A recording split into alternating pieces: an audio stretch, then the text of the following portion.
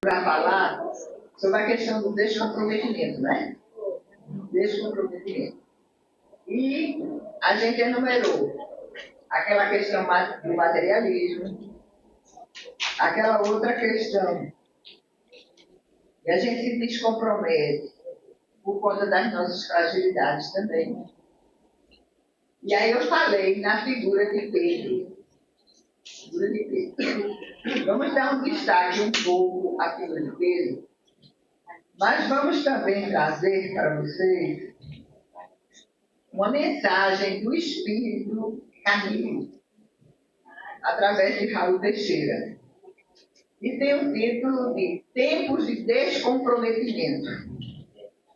A gente está falando das questões individuais. E agora vamos passar para vocês uma análise rápida. Vou pintar alguns itens dessa mensagem, mas vocês podem procurá-la e vê-la na internet. Tempos de Descomprometimento. Onde o Espírito Camilo ele destaca que esses dias que nós estamos vivendo são dias preocupantes pelas estradas terrenas, por onde seguem os jornadeiros da evolução. São dias em que se acha renascida aqui na Terra verdadeira multidão de almas que estiveram detidas em experiências de intensas perturbações, em regiões espirituais de sofrimentos e de purgações, onde eles vivenciaram grandes silêncios, motivados por medos intensos, provocados por outros desencarnados, sicários que se coroaram com o direito de exercer a justiça nesses locais de sombra. Nesse estado de alma, tal multidão espiritual acabou por desenvolver ou reforçar condicionamentos de covardia moral. Esse dado é muito interessante, porque nos relata agora uma realidade. A gente falou em termos individuais, agora a gente vê uma orientação do Espírito dizendo dessa situação que a gente está vivendo hoje. E o que é que a gente está vivendo hoje? A gente está vivendo dias preocupantes. Porque reencarnou aqui na Terra uma quantidade enorme de espíritos que passaram um tempo grande nas regiões espirituais, onde eles desenvolveram um sentimento de omissão, covardia moral. E esse sentimento de covardia moral faz com que muitas vezes nós tenhamos ou vejamos determinados nuances nos locais onde nós estamos a trabalhar e a gente não fala. E a gente não assume um papel que, pelo conhecimento espírita que já se nos visita a alma, a gente deveria assumir. Eu me lembro de André Luiz, no livro Nosso Lar, quando ele foi atendido depois que saiu do umbral, e que deram-lhe a oportunidade dele se refazer. E depois essa conversa surgiu. E quando chegam e perguntam como ele está, aí ele disse, ele que passaram aquele sofrimento todo no umbral, aí ele começou a lamentar, ausência de miséria, etc e tal. E ele não viveu, naquele momento, não penetrou na enorme bênção que era ele ter saído de lá. Ao invés de agradecer, porque é uma atitude ainda muito comum, que visita cada um de nós, a gente está com uma bênção imensa, apesar dos sofrimentos que passou, mas a gente, ao invés de parar, porque o momento há tempo para tudo nos propósitos de Deus, então a gente não para agradecer. Aí o Espírito disse a ele, é preciso pensar com justeza. E pensar com justeza é dar às coisas o valor que as coisas têm. Dar o valor que as coisas têm. E a gente vai encontrar também de novo no Nosso Lar, quando ele teve a permissão de visitar Zélia, ele foi orientado que ele se comportasse de acordo com os conhecimentos que já visitavam a sua mente espiritual. Eles chegaram no Nosso Lar, ele não tinha ainda essa visão espiritual que ele adquiriu, ele agora ia voltar a visitar a Terra, mas ele se comportasse com os conhecimentos que agora o visitavam. Então, a gente está vivendo um momento muito desafiador. Os desafios são constantes. Acaba um, chega outro. E do ponto de vista espiritual, esse momento nos pede e pede com intensidade. Aí o que é que diz o Espírito Camilo? As pessoas estamos a viver essa situação e muitas vezes a gente se cobre com um comportamento omisso. A gente transfere responsabilidades. O pai transfere a responsabilidade para os filhos para os pais, os esposos reciprocamente, eles colocam as dificuldades que estão a vir por conta um do outro. Chegamos à casa espírita, já temos uma quantidade enorme de conhecimentos, mas a gente transfere para os nossos guias, os nossos mentores, a responsabilidade de fazer o que a gente precisa fazer. Então, são tempos de descomprometimento. Aí ele diz, indiscutivelmente, temos essas entidades inseridas no movimento espírita. A princípio, parece estar compreendendo os fundamentos doutrinários, as propostas, as consequências morais do pensamento espírita, até o momento em que passamos a observar o modus vivendi em relação à veneranda doutrina. Aí, então, ao atuarem nessas instituições, nas instituições espíritas, muitas vezes assumem atitudes irrefletidas. Algumas posições não espíritas e outras nitidamente anti-espíritas. Então, é o descobrimento agora, descomprometimento com tudo aquilo que a gente aprendeu e com a responsabilidade que a gente já deve, né, estar trabalhando dentro de cada um de nós. Então, ele diz no final da mensagem que esses tempos vão passar e o que é que acontece? Mas enquanto ele não passa, que a gente se mantenha fiel, assumindo posições que a gente deva assumir. Raul Teixeira conta que quando ele estava no início do seu trabalho, ele saía com os amigos todos a beberem. E você, Raul, a Guaraná? É por conta da doutrina? É por conta da doutrina. Não tem medo, não se omitir. É por conta da doutrina que você está agindo assim? É por conta da doutrina. Então, descomprometimento não é apenas em relação às tarefas que a gente realiza.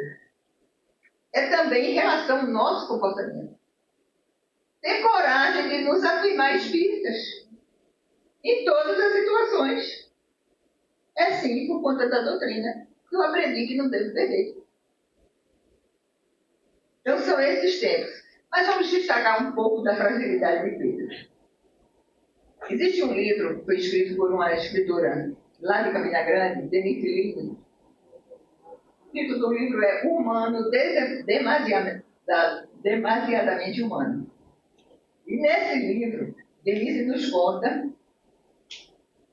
a situação da negação de Pedro. Quem fez o prefácio desse livro foi uma palestrante lá da Bahia, Ruth Brasil. E ela diz que o primeiro movimento, quando a gente pensa em Pedro, é o movimento da negação, né? Pedro, negação. Como a gente, o outro movimento que a gente pensa em Judas, traição. E, na realidade, Ruth nos leva à seguinte reflexão. É necessário que a gente pense também na conversão de Pedro. A gente parou na negação, mas é importante que a gente pense na conversão. Quem era Pedro? Uma figura muito destacada dentro do colégio apostolar. Pedro, a princípio, não teve vontade de conhecer Jesus, não teve. No entanto, de tanto os companheiros o chamarem, ele resolve ir. E ao chegar nesse dia, ficando construindo mentalmente a ideia de que Jesus poderia ser um dos mais, daqueles profetas que ali andavam, ele foi com essa atitude de descrença. Ele se surpreende com uma situação. Ele estava no local, Jesus iria falar, grande multidão a cercá-lo, e atrás dele estava uma senhora com uma criança cega. Uma mãe com uma criancinha cega. E aí, para ajudar essa mãe, ele pega a criança e ele leva até Jesus. Quando ele faz isso, o olhar de Jesus ligado ao dele, o dele ao de Jesus. E Jesus declina-lhe o nome desse que já o espera de muito. Pedro, eu te espero de muito. É interessante observar que as pessoas, quando elas foram convidadas para trabalhar com Jesus, todas elas, está registrado nos evangelhos, responderam: eu estou pronto, Senhor, eu estou pronto. Eu sempre ficava pensando nisso. É como aquela história, principalmente Levi, que era cobrador de impostos, né? Ele foi lá na coletoria e chama Levi. E Levi larga e vai dizer que estava pronto para seguir. E eu sempre ficava pensando, por que isso se dava? Imaginemos se nós fôssemos chamados de uma hora para outra, estar no local trabalhando. Ei, saia daí, vamos embora trabalhar para Jesus. A gente ia pensar 1000 vezes se ele deveria fazer. Eles não, eles foram. Eles disseram que estavam prontos. No entanto, havia em Pedro, no momento antes de conhecer Jesus, essa dúvida imensa. Mas Jesus lhe diz: eu gostaria que você fosse pescador de almas. Percebamos que a vida de Pedro, a partir dali mudou. A partir dali, ele voltou para Cafarnaum, não era o mesmo, não era o mesmo. E aí, em todos os momentos em que Jesus estivesse a trabalhar, Pedro estava junto.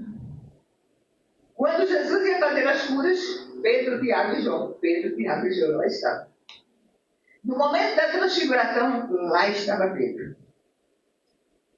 Na cerimônia do lava-pés, que a gente traz esse dado para observar, e a convivência fez com que o amor de Pedro por Jesus fluísse, quando ele vai lavar os pés de Pedro, ele disse: não, Senhor, não lave meus pés.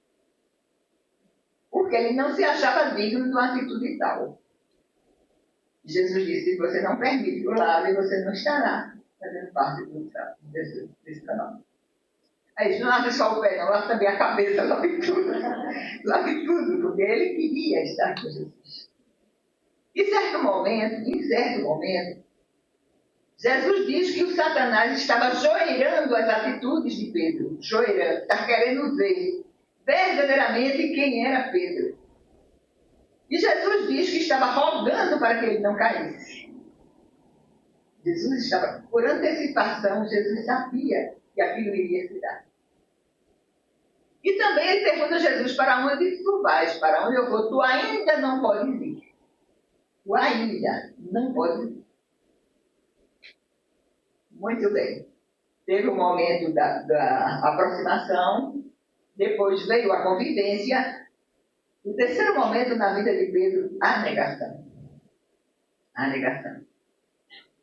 Existia um medo que vestiu não apenas Pedro. Pedro foi destacado, mas havia um momento de medo que vestiu o pensamento dos outros mais. A ponto de que ficou programado que somente João e Pedro eles iam acompanhar de perto a situação. João ficaria encarregado de levar até Maria as notícias.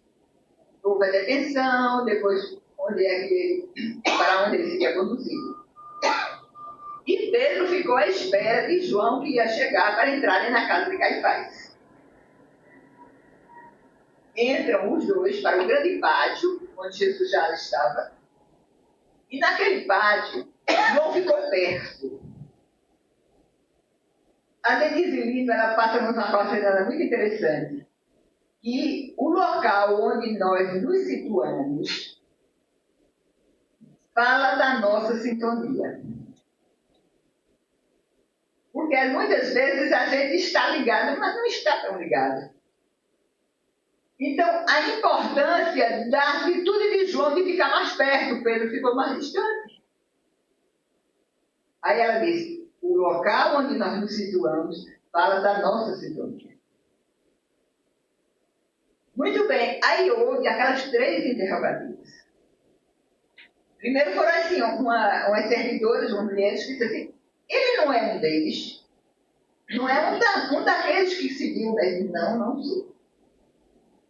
Depois, teve os guardas do sumo sacerdote e também teve os guardas que pertenciam, eram os legionários de Roma.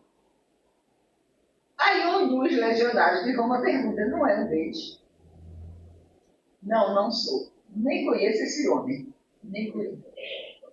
Não é possível, eu não conheço. Um outro soldado do sumo sacerdote, não, é ele sim, é ele. Foi ele que cortou a orelha de Malcolm. Não fui eu. Mas aí, quando ele profere as 3 negativas, ele se lembra que Jesus dissera-lhe que antes que o galo cantasse, ele negaria por 3 vezes. Ninguém descreve com detalhes, como descreveu um autor de um livro, Jamiro dos Santos Filho, no livro 6 Últimos Dias de Jesus. Quando ele sai dali, daquele local, ele sai tomado por um sentimento de culpa muito grande. Procurou uma rua deserta, onde lá ficou a chorar. Chorava copiosamente. Chorava copiosamente. E quando ele se dirige para a casa de Maria Marcos, a mãe de João Marcos, ele lá ficou recluído e só veio acordar. Teve um sono cheio de pesadelos, só iria acordar no dia seguinte, onde tudo já havia sido consumado. Onde tudo já havia sido consumado. Jesus amorosamente, como amorosamente previu a negação, porque disse, Pedro, ainda hoje tu vais perceber que o homem é mais frágil do que perverso. Jesus já lhe preparava para que ele aceitasse depois da negação. Percebamos o amor de Jesus por cada um de nós e também por eles. E aí Pedro entra naquele processo de culpa, de sofrimento espiritual. Mas Jesus sabia que um dia ele ia se converter. Conversão significa transformação. Quando tu te converteres, Pedro, afirma-te junto dos teus. Ou seja, reconhece o meu valor junto dos teus irmãos. E foi o que se deu. Jesus voltou ao mundo espiritual. A pesca milagrosa aconteceu 2 vezes. A primeira vez foi quando, no início do apostolado, Jesus mandou que ele lançasse a rede do lado direito, depois de ter passado uma noite inteira sem pegar nenhum peixe. Depois do retorno, para ele se fazer bem visível a Pedro, novo fato se deu. Ele mandou novamente que ele atirasse a rede. Aí ele se deu conta que ali quem estava, quem apareceu aquele grupo era Jesus. E eles conseguiram, naquele dia, pescar mais de 150 peixes. Jesus fizera isso para que a fé de Pedro se consolidasse. E quando ela se consolidou, que ninguém conseguia parar a voz de Pedro. Ninguém conseguiu. Onde quer que Pedro estivesse, ele afirmava para os companheiros a presença amorosa de Jesus. Quando ele curou um poço, e quantas outras curas ele realizava, ele dizia, não fui eu que curei. Foi por isto, aquele que vocês crucificaram e ressurgiu, graças ao poder amoroso do Pai. E Pedro não mais parou de falar sobre Jesus. Mas existem 2 passagens significativas na vida de Pedro. Estão relatadas lá no livro Paulo de Estevão.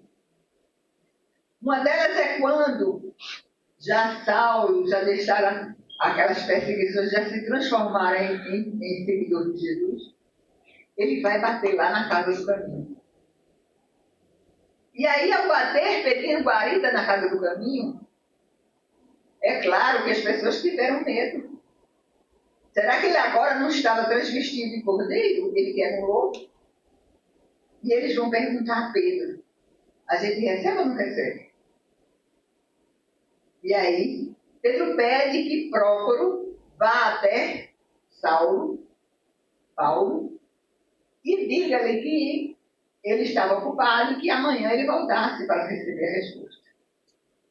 E é lindo estar lá registrado no livro Paulistino, quando Pedro diz: que ele esteja bem-vindo à casa, porque este é o sentimento de Jesus. Jesus se sente muito bem em ser acolhido pela casa. Mas existe uma passagem belíssima que essa a gente deve sempre lembrar.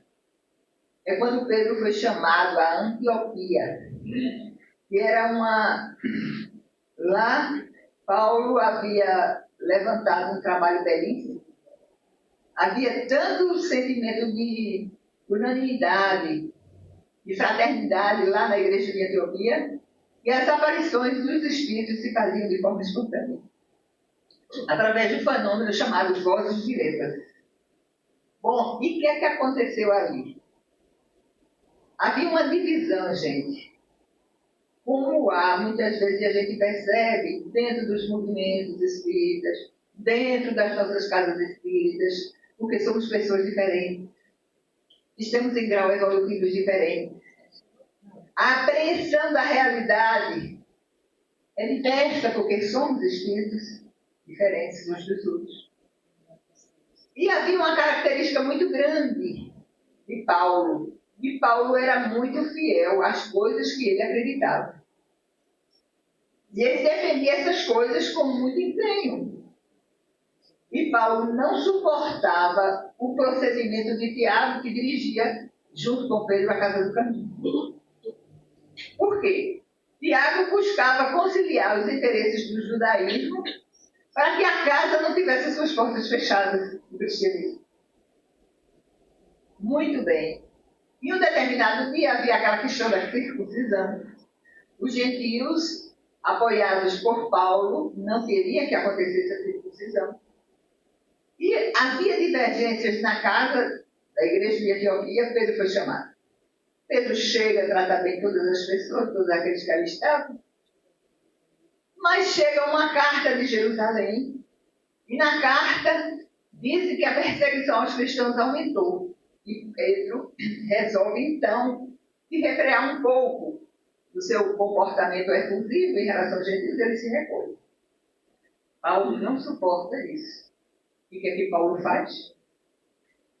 Numa assembleia, onde as pessoas estavam ali, para ouvir a palavra do Evangelho, Paulo se levanta e começa a criticar Pedro. E ao criticar, ele resolve dizer que Pedro era uma referência. No entanto, a atitude de Pedro decepcionara a ele e a todos que ali estavam.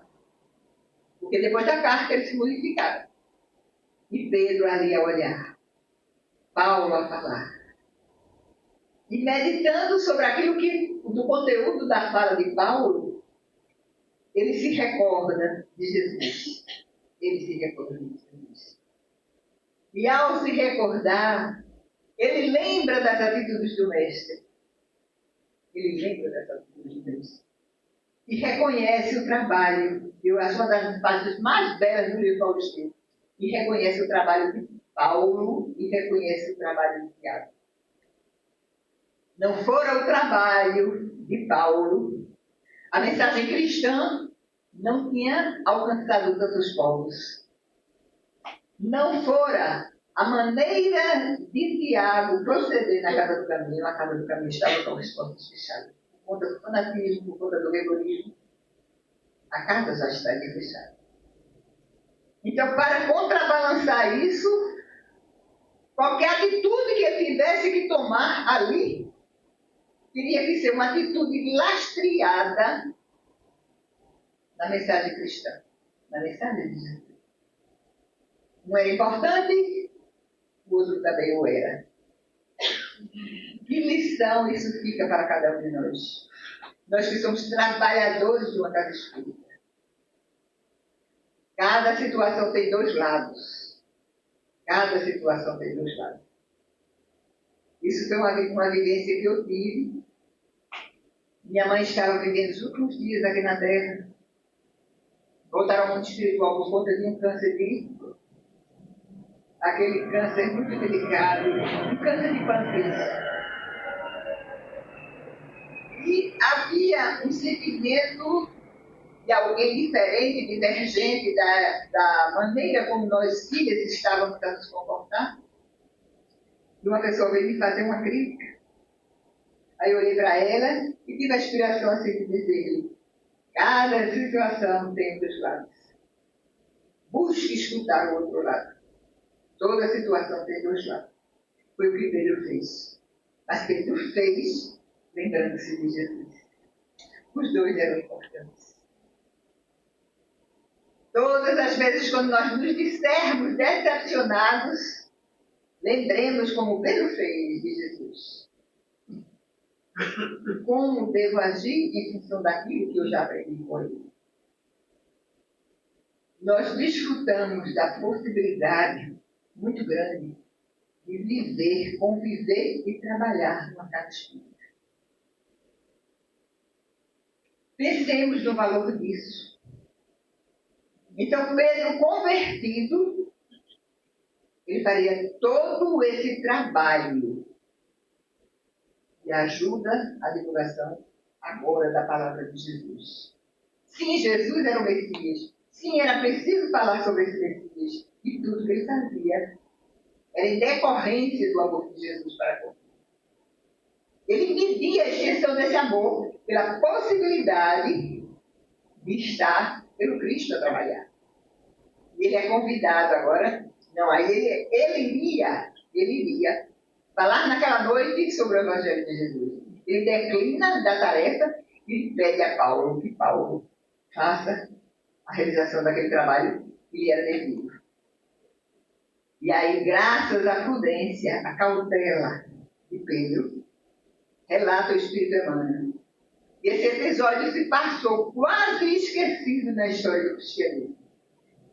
Como temos que zelar pelas nossas atitudes individuais e pela casa na qual trabalhamos. Giovanni Borges de Souza, que foi presidente da Federação Espírita Brasileira. Em um texto chamado A Casa Espírita, Giovanni diz que a Casa Espírita é a célula do movimento espírita. E que no passado e no presente, muita coisa tem sido feita contra o trabalho correto das casas espíritas. Por conta de quê? Ele diz, por conta da ignorância. Da nossa ignorância e por conta do personalismo, muitas vezes a gente impede o movimento dentro das nossas casas bem acontecer. Ignorância e personalismo. Aí ele diz que em muitas casas espíritas não existe a preocupação como no GFA e outras tantas casas. Não existe a preocupação no estudo. Não existe a preocupação no estudo.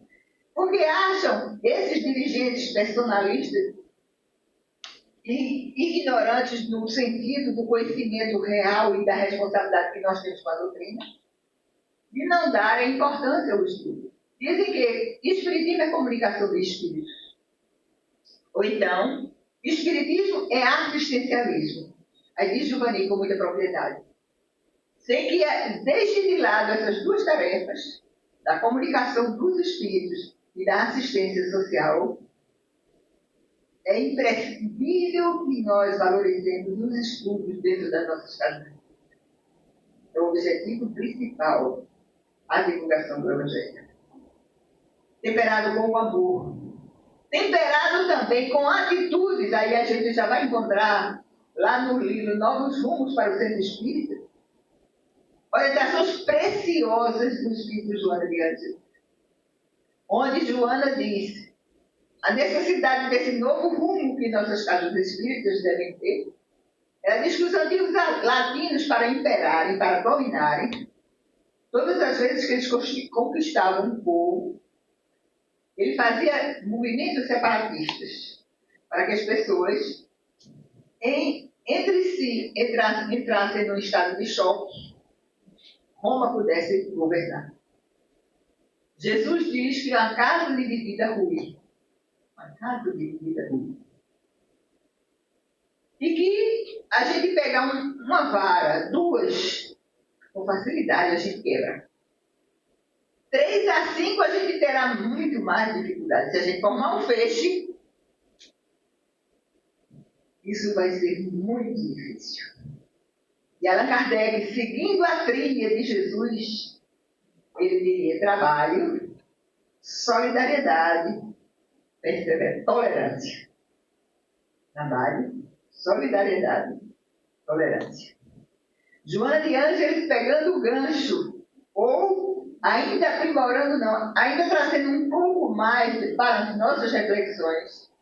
Ela diz que nesse novo rumo que o centro espírita deve tomar, nós que somos espíritas devemos assumir a atitude de nos espiritizar. Não é uma redundância de palavras, não. Precisamos, como espíritas, ter atitudes de espíritas, espiritizarmos. Ela aconselha também que a gente deva se qualificar e também se humanizar. Geralmente as pessoas lá fora, elas pensam que quando a gente chega numa casa espírita, a gente chega e assume uma atitude de receber, porque a casa espírita deve dar. A Joana diz que a gente deva não apenas pensar em receber, a gente precisa ter atitude de dar. Mas muitos se vestem de um comodismo, ela diz, não, eu ainda não tenho condições de dar. Todos temos condições de dar. Imaginemos, por exemplo, a situação de um médico que muitas vezes vai realizar o seu trabalho, mas tem problemas também a resolver que ainda não consegue elucidar. O psicólogo também a orientar, muitas vezes tem os seus próprios problemas também resolvidos. A casa espírita é muito mais do que a construção de suas paredes. Nós somos o organismo vivo da casa espírita. E se nós somos o organismo vivo das nossas casas espíritas, não esperemos apenas que os dirigentes façam alguma coisa, nós precisamos também fazer. Espiritizar-nos é assumir a atitude de espíritas. A atitude da doação, da contribuição, da escuta, outros momentos da fala. Ah, mas eu ainda não sou espírita, outras pessoas dizem. Eu ainda não sou tão pequenino. Aí diz Divaldo com muita propriedade. Se você acredita em Deus, se você acredita na imortalidade da alma, se você acredita na comunicação dos espíritos, na pluralidade dos mundos habitados, você é espírita. Pode não ser o evangélico coloca a Bíblia debaixo do braço e vai o mundo a pregar. O católico acredita nos credos que a doutrina católica lhe passa. Nós precisamos nos afirmar. Agora, nos afirmar com qualificação. A doutrina é dinâmica e nos pede dinamismo. Porque muitas pessoas com boa vontade, mas sem técnica, muitas vezes ao invés de ajudar, atrapalham. Qualifiquemos, espiritizemos e humanizemos, dando oferecendo aquele comportamento cristão que Cristo precisa de cada um de nós. Ter essa certeza, Ele precisa de cada um de nós. Emmanuel dizia que cristianismo é Cristo e nós. E possamos sair desse trabalho, levando conosco essa realidade. Os tempos pedem uma atitude ativa e cristã. Onde quer que nós estejamos, possamos fazer a nossa diferença. O Espírito Bezerra de Menezes, numa mensagem que foi datada no dia 17 de novembro de 1990, ele diz: não obstante as ameaças de confrontamento que se anunciam com objetivos maléficos de guerras, que parecem inevitáveis, os discípulos do Evangelho permaneçamos conservados na paz. Diante dessas injunções dolorosas que se apresentam, é imprescindível manter a flama do ideal. Repetem-se hoje os dias ásperos do cristianismo em que a mensagem de Jesus entrou nos corações dos que foram envidados para abandonar as carnificinas humanas e para pautarem as suas ações pela solidariedade e pelo amor fraterno. Hoje, são dias inevitáveis. Nesse momento, dores superlativas, inquietações de alto porte, dificuldades, desafios. Aí a gente se permitiu inserir nessa mensagem um comentário. Havia uma situação em que Gana, que era uma colônia da África, estava prestes a perder a sua autonomia por conta da Inglaterra. E um educador popular chamado James A. Gray, ele disse, diante dos ataques, diante das guerras, temos 3 atitudes a tomar. Primeira atitude, acomodação. A gente achar que não muda nada, então a gente deixa como está. Segunda atitude, guerrear. Entrar na guerra, combater. E a terceira é educar com consciência, formando um outro tipo de ação, ou dando como resposta outro tipo de ação. Então que a gente possa, aqui dentro, lá fora, nas nossas casas, educar com consciência. Trazendo conosco essa quantidade de ensinamentos que essa casa há 40 anos está ofertando. Fazendo dela, desse ambiente, esse local sagrado. Diz Bezerra de Menezes nesse livro Drama de Obsessão, que se a gente entendesse a importância do que é uma casa espírita, a gente entraria aqui ajoelhado. Uma casa em que verdadeiramente o Evangelho do Cristo é pregado. Ela se transforma num verdadeiro santuário. E que para lá muitas vezes são levados espíritos. A gente vê essa quantidade de pessoas que aqui chegam. E é bonito ver, isso me toca. Muitas vezes as pessoas assistindo as palestras em pé ali. Outros aqui ao lado, né? Então, que a gente sempre pense na responsabilidade de zelar individualmente pela casa e coletivamente.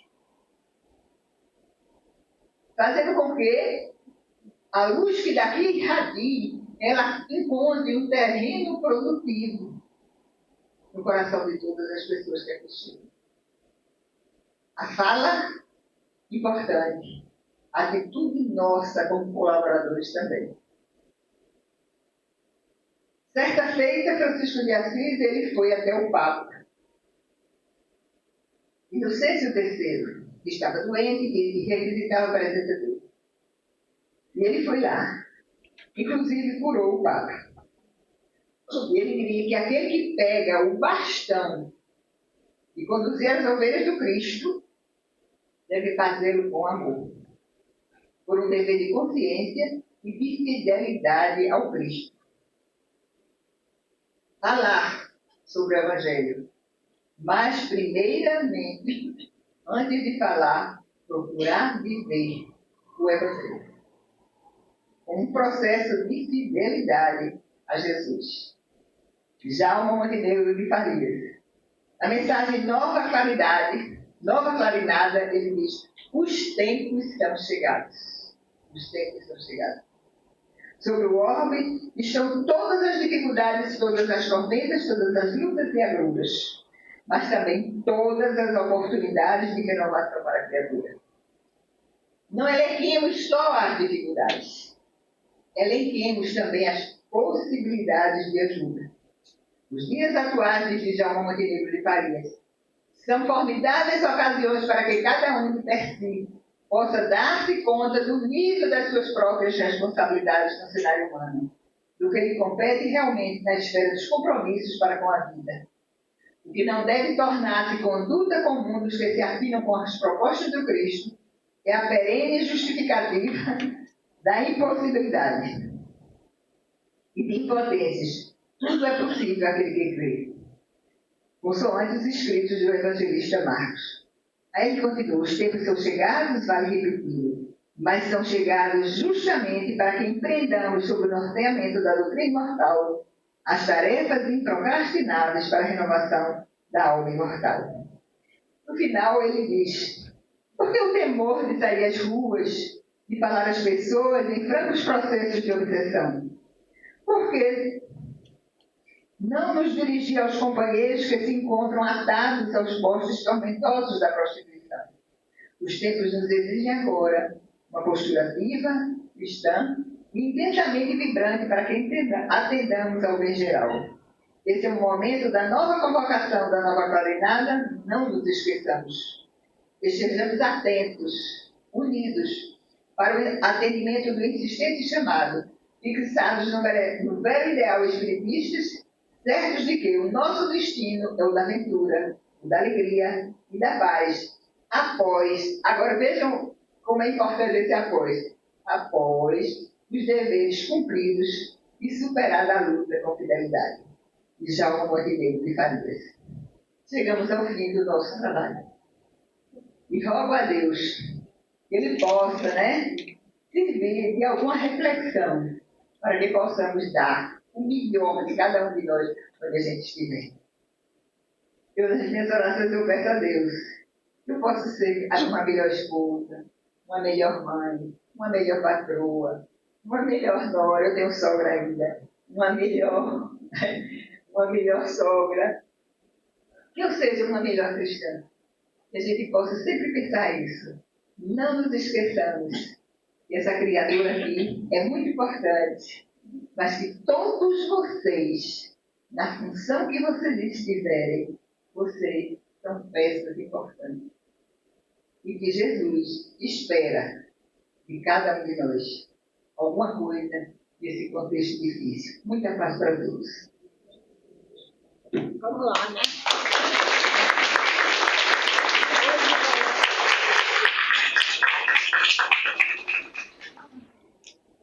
Muito obrigada, Mercedes. A nossa gratidão é grande. E ela está aqui exatamente por essa afinidade que ela falou. Ela, além de termos confiança em tudo que ela faz, temos a confiança, é Jesus e Kardec, com esses espíritos amigos que a acompanham, nós também temos afinidades. Então, temos um carinho grande. Isso tudo ajuda, né? Ajudou na escolha dela estar aqui conosco hoje e ajuda nessa convivência fraterna e amiga. Apesar da distância dos centros, nós temos um carinho grande também pelo centro, né? É a base afetiva, né? Não é? Essa base afetiva é grande, graças a Deus. Nós agradecemos a vocês que estão aqui, se dispuseram a estar no domingo pela manhã também, colaborando, porque todos estão colaborando nesse seminário, né? Que vai nos ajudar, com certeza. Algumas reflexões nós vamos tirar, cada um de nós. Eu, muitas reflexões. E todos nós sabemos que essa luta constante do dia a dia não é fácil para ninguém. As pessoas não pensam que é fácil para dizem assim, para mim é muito difícil, para fulano é mais fácil. Até eu já escutei isso. Porque eu não tenho marido para dar conta, graças a Deus, já passou essa fase há muito. Filhos que falam, eu também não dou muita importância, não, deve ficar em casa, sua idade já vai estar por aí, porque vai cair, porque vai acontecer. Tá bem, mas eu vou assim mesmo. Então não adianta, médico fala muitas coisas, que o próprio filho diz, não fale não, porque não adianta falar com ela, ela só faz o que quer. Então eu estou com uma idade, depois de 80, a gente só faz o que quer. Isso é maravilhoso, não é? Que a gente pode escolher, até na comida e confusão. Mas, graças a Deus, hoje em dia eu posso fazer o que eu quero. Então isso é maravilhoso. Vale a pena, minha gente. Alguma coisa a idade vale a pena, não é? Mas eu sempre fui muito teimosa, desde criança, de perseguir aquilo que eu acredito. aquilo que eu quero. Algumas coisas foram erradas, as escolhas, mas algumas deram certo. Olha, o Lar de Clara, na verdade, algo assim que desde criança que me chama a atenção. Nossa, quando eu cheguei no Nordeste, no Rio, a dificuldade é grande.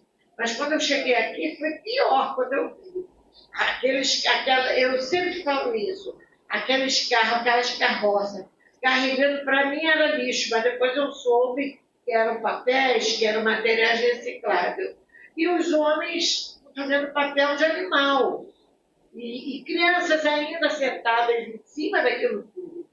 Quando eu vi isso, eu disse, meu Deus, é pior ainda. E a ideia, aquela coisa no coração, só que eu também não tinha tanta ideia de que Flora estava influenciando bastante. Porque Flora era pernambucana e eu não sabia. Então, a última encarnação dela, ela passou aqui em Pernambuco, em Olinda, e onde adotou muitas crianças. E levou essas crianças para o Rio, as pessoas sabem, para Nova Iguaçu, onde começou devagar a cuidar. Fundou uma casa espírita, ainda existe, Redenção, em Nova Iguaçu. E lá ela começou, fundou a primeira escola, onde a sobrinha dela foi a primeira professora. E eu não sei porquê, não posso falar mais, porque não sei. No Jefferson, onde eu frequentava no Rio, Flora, que levava os meninos, os meus eram pequenos, nem todos, o Marcelo era muito pequeno, e lá não permitia criança muito pequena, então levava do meio em diante, que era Jaqueline e Marco, que ia mais, porque Marco era mais velho, e acompanhava nas reuniões públicas. E lá eu soube que ela era uma das mentoras de meus filhos, há muito tempo ela ajudava. Vejam só, coisas que a gente, até hoje, eu não sei contar para vocês. Afinal, um dia a gente vai saber o que é isso. Ela era pernambucana, ela lá no Rio, ela atuava como mentora, ainda é, e ajudava também meus filhos que faziam parte desses cuidados. Então, ela me influenciou bastante essa vinda nossa para cá, onde esse sonho do Lar de Clara se tornou, era Lar de Clara, era um local onde as crianças, você falou no início, comessem a mesma coisa, se vestissem iguais, eram tratadas igualmente. Eu não sabia por que isso na minha cabeça. Eu não sabia. Eu não era uma menina pobre, com dificuldades, mas não era miserável. Para mim, nunca faltou pão. Embora atrás tinha dificuldades com um pai doente muito grande, uma madrinha que tomava mais conta, aquilo não foi brincadeira, não. A gente vê contar a vida de Chico Xavier, não cheguei a isso, não é? De ter uma madrasta que furava a barriga, mas era uma madrasta. Eu não tive mãe, então sempre quis a ajuda de uma mãe, nunca tive. Teve o motivo, de não poder ter. Mas, do outro lado, fui mãe como eu queria que fosse, que eu tivesse recebido. Então, essa ideia do lar, hoje passando para vocês aqui mais um tempinho, era aqui, se tornou assim muito forte. Eu dizia, meu Deus, como é que pode? E aí, com a inauguração do GEPA, começando o DIGI, as crianças começaram a vir. As vozes, inicialmente, as mães traziam. E a gente ficava na reunião até o tempo passou, orientação da federação, onde começamos com uma reunião para eles, e com orientação de Sônia Arruda, que nos ajudou muito. O DIS, Departamento de Infância e Juventude, começou. Bom, aí eu pensava, sábado, a gente dava sopa, o alimentozinho para eles, e eu pensava, meu Deus, eles ficam algumas horas, o resto da vida deles é só sofrimento. O ideal era ficar os dias todos. E na minha cabeça, essa história do dia todos. E ficou passando de tem que ser uma casa de crianças. Em 98, Yuri deu a permissão que a gente começasse a trabalhar, então, para uma construção de uma casa de crianças. Só que nós não sabíamos que o objetivo do Jefferson, o objetivo era exatamente o Lar de Clara. Nós não sabíamos. A reunião das pessoas, eu tinha que vir com minha família, encontrar as pessoas aqui, porque eu tinha que ser aqui. Como ela falou de início, nós tínhamos compromisso com crianças e muitos espíritos ligados a essa batalha que houve nos Guararapes ainda presos aqui. E o Jefferson ajudaria. Então havia uma missão que a gente não entendia, como há. E graças a Deus todos vocês estão colaborando para isso. Nossas reuniões mediúnicas no início foram muito difíceis, porque muitos desses espíritos eram trazidos. Com o tempo melhorou, mas a gente sabe dar ajuda. Porque a espiritualidade luta por essa sede aqui, nesse local. Existe a ambiência toda espiritual e muitos ainda são ajudados. Mas voltando às crianças, em 98 começamos a grande batalha. E logo depois, elaborando uma batalha grande, né, para começar das crianças. Aí pensava eu, quando o nome dela era, pronto, Nádia Maia, que frequentava aqui, que era psicóloga, esposa do seu Isaías, ofereceu essa casa aqui para gente, para fazer o Lar de Clara. Aí eu disse, meu Deus, Lar de Clara agora não era o Lar de Clara, era o Lar. Aí agora não é possível, mas quem sabe o Digi. Veja só como são as coisas. Aí pensávamos de passar o Digi para lá, como passamos, aceitando, e mais tarde ela me disse que era o maior presente da vida dela, era eu aceitar a chave da casa. Pronto. Fausto encrencou, a gente não vai poder pagar energia, a gente não vai poder pagar nada, e demorou um tempo. Falei, Fausto, ele sabe disso, falou no sentido de carinho até, porque ele era o responsável pelo dinheiro, ele sabia que tinha dinheiro. Aí passou na segunda vez, vamos aceitar, eu disse, não, vamos aceitar, a gente vai conseguir pagar. Aí ela disse, não paguem aluguel nem nada, que eu quero que um dia a casa seja de vocês, só as despesas. Aí ela, vamos dar. Aí as crianças foi transferido o Digi. Aí o Digi passou para lá, começou a história. Eu digo, mas meu Deus, só um dia não adianta. E foi o tempo até que em 98, isso foi antes, voltou. Aí começamos a batalha pelo Lar de Clara. Começamos lá com 50 crianças. Lá com 50 crianças. Aí na reunião daqui de quinta-feira, assistência social era na terça. E vinham as vós, vinham as mães e tal, nós separamos então, quando começou o dia para as crianças, né? Aí só ficaram as mães e as vós. Então as primeiras crianças foram os netos das vós, das mães que estavam aqui. Meu Deus, foram trabalhando naquela casa. Como foi o primeiro grupo, vocês não têm ideia. As crianças comiam com a mão, as pessoas choravam quando iam visitar. A gente fez o possível para estar limpinha, mas quando oferecia-se um prato, elas olha só para mim, comia. Quem está aqui que lembra disso, meu Deus? Quem que está aqui do lado? Dizia o Zuma. Zuma foi professora, Vídia. Zuma foi professora, minha gente, ela sabe que ela passou. A nossa primeira turma não foi brincadeira, né? Não foi, gente, era de chorar. Aqui na casa, e depois, mais tarde, Roberto ofereceu, aí chegamos a 100 crianças, 110, Roberto ofereceu a casa, que é em Pontezinha, que era uma firma, uma firma, uma loja, um negócio grande que estava bem acabado, uma fábrica.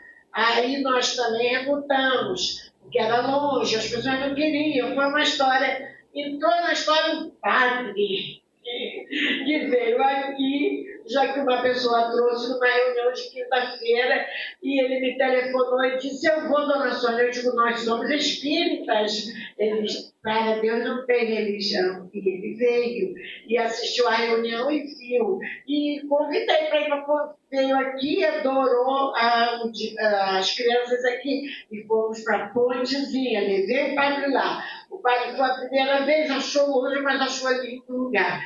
Na segunda vez, quando ele veio de novo, ele que trouxe o pintor que fez esse quadro. Italiano, foi um pintor negro, italiano. Aí ofereceu, perguntou, o que a senhora queria? Eu disse, eu queria a pintura de Francisco de Assis. Aí eu vou mandar. E mandou Dom José, ou Dom José. Então a gente nunca esquece dele. Bom, mas esse padre, conversando comigo, quando a gente começou lá aqui em Piedade, ele disse, o que está faltando, dona Sônia? Eu vi o senhor está muito preocupado. Eu disse, por que? Ele disse, porque eu digo que a gente não tem dinheiro para começar o mês. E o pessoal tinha feito a conta e eram 8 mil reais na época. Era muito dinheiro. Ainda era, para mim, né? Não sei, para alguém não é. Eram 8 mil reais. Aí eu falei, padre, a gente não tem. Aí ele ficou calado, não falou nada. No dia que ele foi embora, me chamou, e eu fui na casa onde ele estava, ele me entregou um envelope. Aí falou, tá aí, dona Sônia, para começar o lar de Clara. E nosso agradecimento é grande. Ele deu em euros, eu troquei e a gente marcou o dia de começar. Eu voltei, né? Bom, depois de tudo, pontezinha. Aí no dia estava um grupo grande, fomos visitar. Aí o pessoal, não vai dar, como é que a gente vai como é que vai frequentar, mudar isso aqui, né? Fazer a reforma. Aí ninguém tinha dinheiro para nada, né? Aí ficamos para lá, para cá, então o Roberto disse, não, a gente vai fazer os poucos. A ideia de Roberto Cavalcante já nos fazemos algumas salas e começarmos. Aí entrou na história Silvia, você lembra de Silvinha?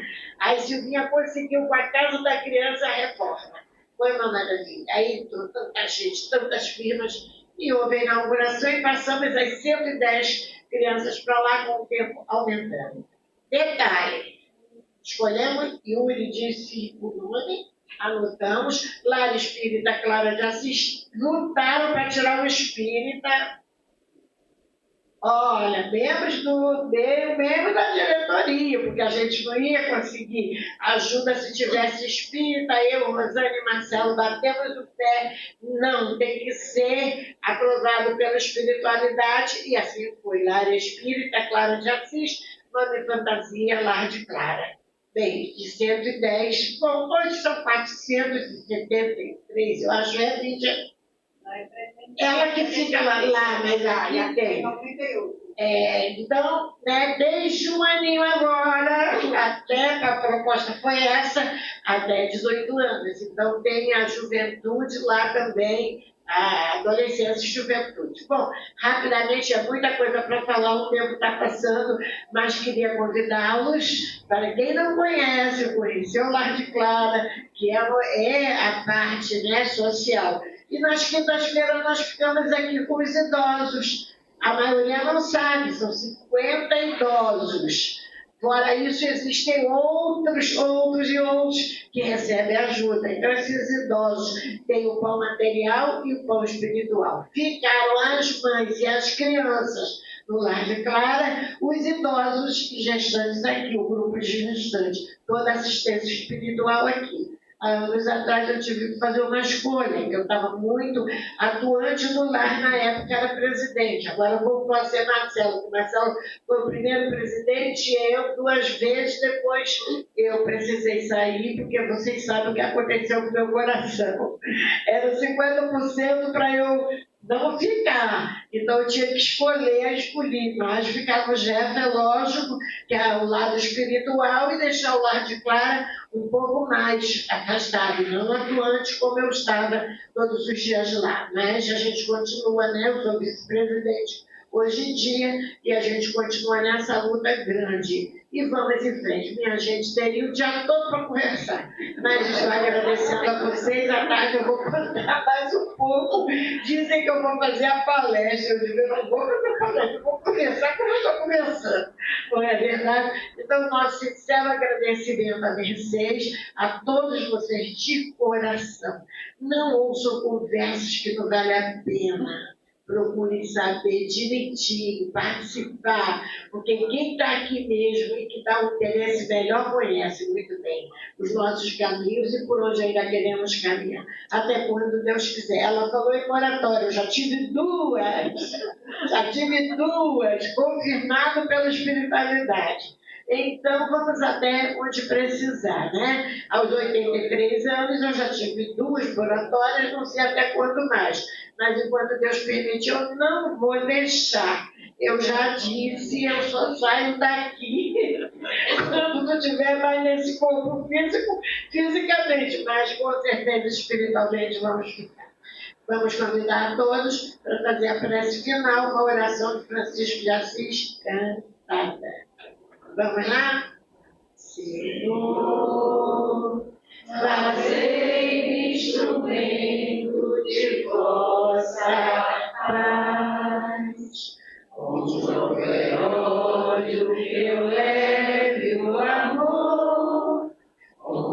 houver ofensas, que eu leve o perdão. Onde houver discórdia, que eu leve a união. Onde houver dúvidas, que eu leve a fé. Onde houver erros, que eu leve a verdade. Onde houver desespero, que eu leve a esperança. Onde houver tristeza, que eu leve a alegria. Onde houver trevas, que eu leve a luz. Ó Mestre, fazei que eu procure mais consolar que ser consolar, compreender que ser compreendido, amar que ser amado, pois é dando que se recebe, é perdoando que se é perdoado, e é morrendo que se vive para a vida eterna. Querido Mestre Jesus, Francisco de Assis, toda essa equipe espiritual que tanto nos auxilia, o nosso sincero agradecimento. Estamos nesse momento encerrando uma parte da comemoração aos 40 anos da nossa casa. Agradecemos a nossa irmã Mercedes por colaborar conosco nesses momentos tão importantes. A todos os que aqui estão, é simples, Senhor, mas recebe de todos nós o nosso carinho, a nossa fidelidade, o nosso desejo sempre sincero de caminhar contigo, Jesus. Seguindo a orientação dos passos desses mentores que estão sempre dispostos a nos ouvir, a estender as suas mãos para todos nós. Que a casa que nossa irmã está aqui representando, o amor e caridade, possa também receber e continuar recebendo o seu imenso amor, orientando e ajudando, amparando, esclarecendo a todos os que lá estão. Que nós possamos ter um dia de paz, de harmonia e concretizar o nosso sonho de amar e servir, como nos ensina o querido Bezerra de Menezes. Que o seu amor inconfundível nos oriente, hoje e sempre, Jesus. Que assim seja.